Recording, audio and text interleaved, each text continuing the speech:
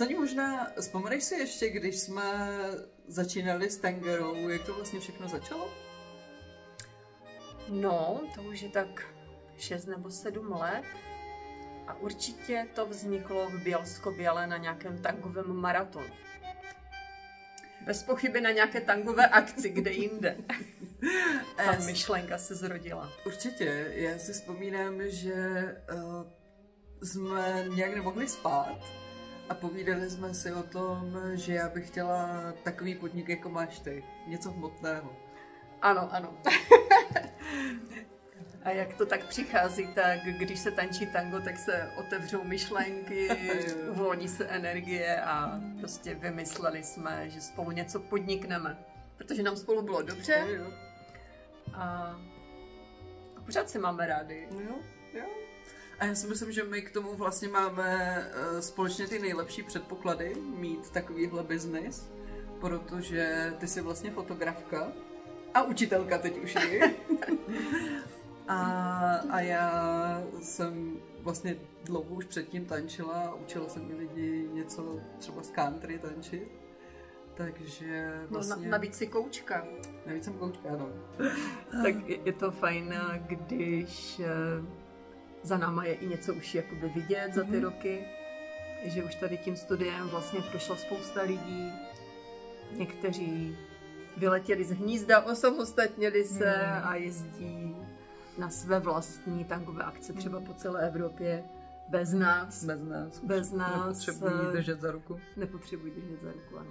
Trošku nám to covidové období do toho hodilo vidle a bohužel ta skupina se trošku rozpadla, takže jsme začali vlastně zase od začátku, ale teď je to super parta, která se zase rozrůstá. Naši Benjamínci.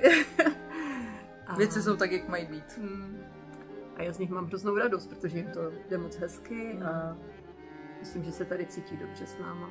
Určitě, my vlastně, že jo, naposledy, když jsme se jich ptali, jak tango berou dneska a s jakou vizí, s jakou představou šli poprvé na naši lekci nebo na náš workshop, tak najednou ve mě to vzbudilo jako hrozné dojetí, protože ti lidi tím začali žít. Není to pro ně jenom ta aktivita na večer společná třeba, když přijdou v páru, ale jim to otevřelo oči, srdce, jinou cestu a vnímají to vlastně tak hluboko jako my. No, já si přesně vybavím ten okamžik, když jsem četla knížku Drž mě pevně, miluj mě zlehka. Teda doufám, že to je takhle, že to není opačně.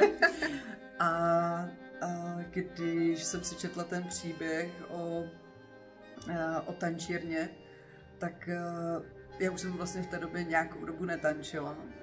Všechny ty věci, co jsem říkala předtím. A hrozně jsem to užila se znovu jako do toho vrátit. A tango mě v té knížce tak nadchlo, že jsem si říkala, musím se rozhlídnout v Ostravě, jestli se tančí. A zrovna jsem narazila tenkrát na první vlastně z workshopů, které se v Ostravě vůbec udály. No, v tu dobu jsme se vlastně i tak nějak asi potkali obě dvě, jakoby ve stejnou zhruba dobu jsme začali tančit a no, a tak to nějak vyplynulo. No, a začali jsme spolu jezdit na různé tangové akce a vytvořili jsme taneční studio a začali jsme pořádat ty akce, takže se nám to tak hezky vlastně během těch let propojilo, rozvinulo. Pořád nám to klape, tak to je super. Ano. Jsem ráda, že máš trpělivost. Jsem ráda, že mám trpělivost. To je jedna z věcí, kterou jsem rozhodně jako díky tangu musela rozvinout. Jedna z vlastností, protože já normálně nejsem úplně extra trpělivý člověk. Takže tady tohle mi v tom pomohlo rozhodně, ano.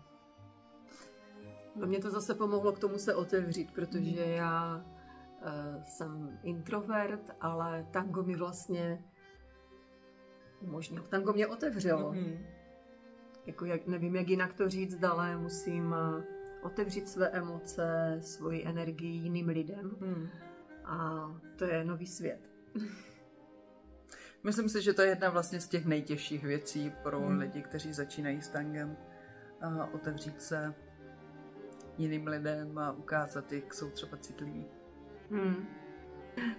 Luci, co bys poradila těm, kteří váhají, jestli mají přijít a začít s námi tančit? Seberte všechnu odvahu, kterou máte a přijďte. Přijďte to zkusit, protože jen tak zjistíte, jestli je to váš šálek čaje nebo kávy. A